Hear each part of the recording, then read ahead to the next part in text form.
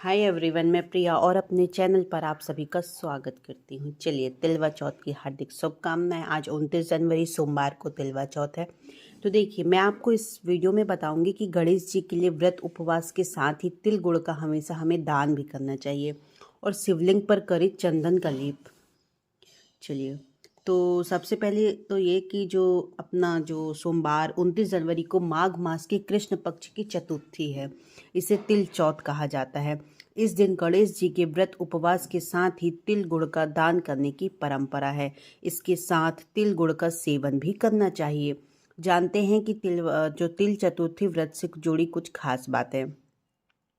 कहते हैं कि ज्योतिष आचार्य के अनुसार सोमवार और तिल चतुर्थी के योग में गणेश जी के साथ ही शिव जी और चंद्र ग्रह की विशेष पूजा जरूर करें। चतुर्थी तिथि के स्वामी गणेश जी हैं और सोमवार के स्वामी शिव जी हैं। तो इस वार का जो कारक ग्रह है वो चंद्र है। तो इसी वजह से 29 जनवरी को इन तीनों देवताओं की पूजा करनी चाहिए। देखिए, आपको दिन की शुरुआत कैसे करना है।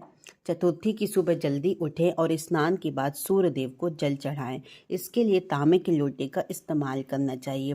तांबे के लोटे पर जल के साथ ही लाल फूल, चावल और कुमकुम भी डाल लेना चाहिए। सूर्य को अर्घ्य देते समय ओम सूर्याय नमः मंत्र का जाप करना चाहिए। देखिए, गणेश पूजा की सरल विधि क्या है। घर के मंदिर में गणेश जी के सामने पूजा और व्रत करने का संकल्प लें। गणेश प्रतिमा पर जल चढ़ाएं। जनेऊ, हार, फूल, वस्त्र आदि अर्पित करें। दूर्वा अर्पित करें, भोग लगाएं, धूप दीप जलाएं और आरती करें। पूजा के अंत में जानी अनजानी भूल के लिए क्षमा मांगे। पूजा के बाद अन्य भक्तों को प्रसाद वितरण करें और खुद भी ग्रहण करें। पूजा में गणेश जी के मंत्रों का भी जाप करना चाहिए। और अब आप बात आती है शिव जी की पूजा। तो देखिए, सोमवार को शिवलिंग पर जल चढ़ाएं और चंदन का लेप करें। बेलपत्र, हार, फूल से श्रृंगार करें। जनेऊ, अबीर, गुलाल भगवान को चढ़ाएं। मिठाई का भोग लगाएं। धूप दीप जलाकर आरती करें और ओम नमः शिवाय मंत्र का जप करें। चंद्र ग्रह की पूजा भी शिवलिंग रूप में ही की जाती है, इसलिए शिवलिंग पर दूध चढ़ाएं। दूध से बनी मिठाई का भोग लगाएं और पूजा करें। पूजा में ओम शोम शुमाय नमः मंत्र का जाप करना चाहिए। देखिए, जो तिलवा चौथ का व्रत है वो सोमवार को रात करीब 8:40 पर चांद निकलने के बाद चंद्रमा को अर्घ्य देकर पूरा होगा। इस दिन तिलकुटे का भोग लगाने के बाद महिलाएं निर्जला व्रत खोलेंगी। महिलाएं अपने परिवार की सुख समृद्धि और संकटों को दूर करने के लिए यह व्रत रखती हैं। महिलाएं चौथ माता और भगवान गणपति का पूजन करेंगी और कथा सुनेंगी। घर की बुजुर्गों से आशीर्वाद लेंगी। इस चौथ को संकटी चौथ भी कहा गया है। कहते हैं कि आज के दिन मतलब 29 जनवरी को बहुत ही दो शुभ संयोग बन रहे हैं। कैसे?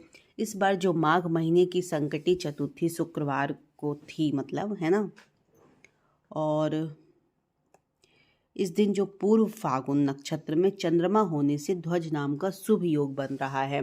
साथ ही ग्रहों की शुभ स्थिति में शोभन नाम का शुभ योग भी बनेगा। लिहाजा इस व्रत का जो महत्व और ज़्यादा बढ़ गया। कैसे? चंद्रमा शुक्रवार को पूर्व फाल्गुनी नक्षत्र में रहेगा, जो कि शुक्र का नक्षत्र है। वही सोमवार चंद्रमा का दिन माना गया है।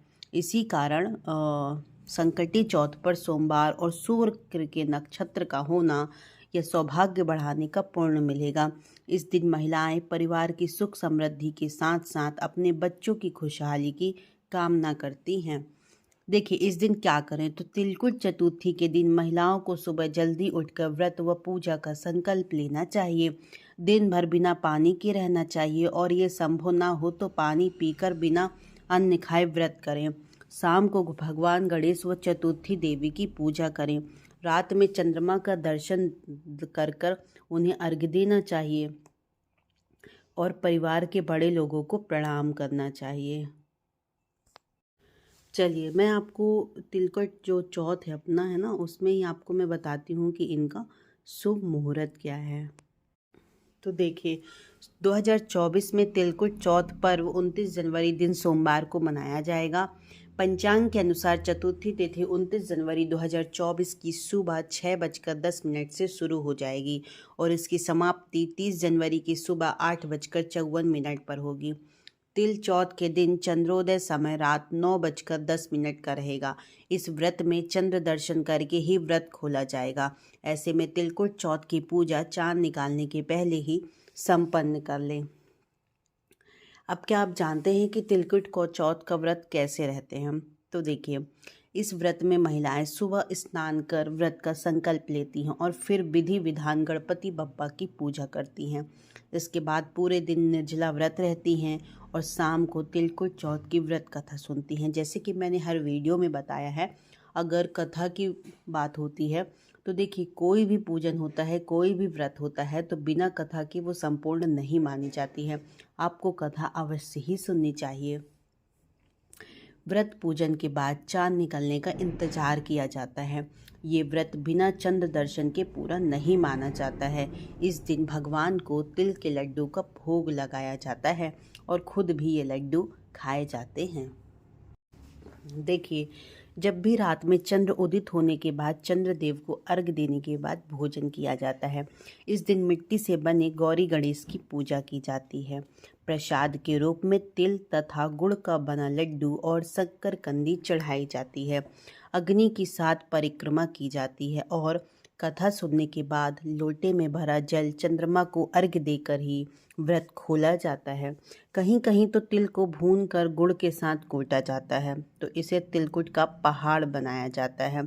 तो कहीं तिलकुट का मतलब बड़ा बनाकर उनको मतलब अजीब सा विधान है ना।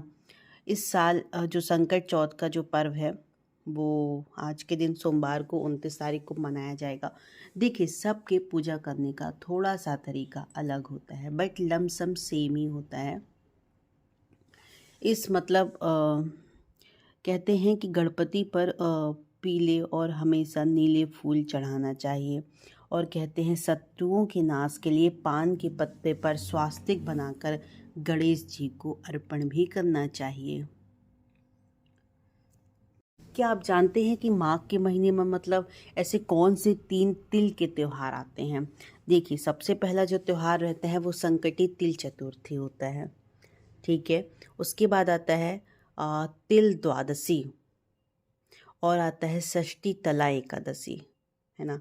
ये मतलब माघ के महीने में तिल के कुछ त्यौहार होते हैं। बट जो तिल चौथ है, संकट चौथ है, उसको सभी कोई बहुत ही अच्छे से जानता है।